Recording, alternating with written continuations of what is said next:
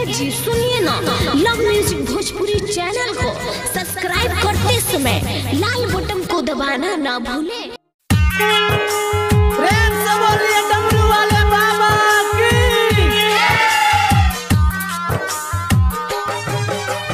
DJ लुटिका हथियार वाला सीतामढ़ी, हथियार वाला सीतामढ़ी।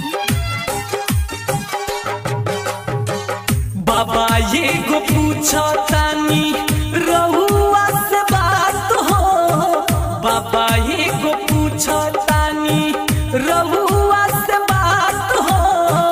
प्यार कोई गुनाह बाका, प्यार कोई गुनाह बाका, बोली भोलेनाथ हो।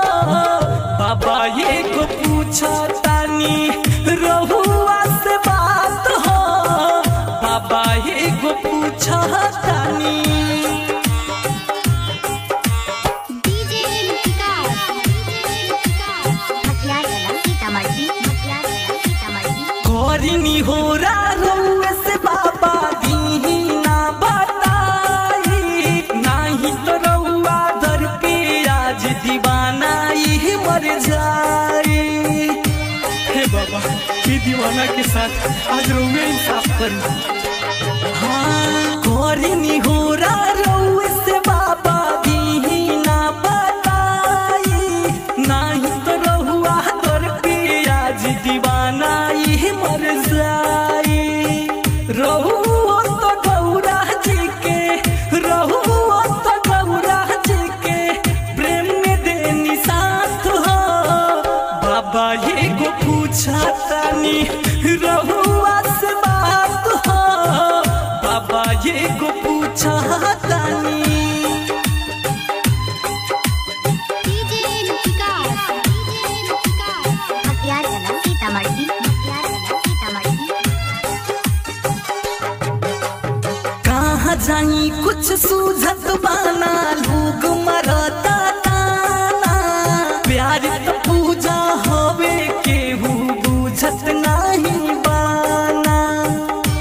ए बाबा रहुए बताई प्यार कोई कोनो गुनाह बता। कहाँ जाई कुछ सूझत बाना, लोग मरता ताना। प्यार तो पूजा होवे केहू बुझत नहीं बाना। रहुए से कहत बानी, रहुए से कहत बानी, झुका के हम माथ हो। बाबा ये को पूछा तानी रहुआ से बात हो, बाबा ये को पूछा तानी। डीजे लुटिका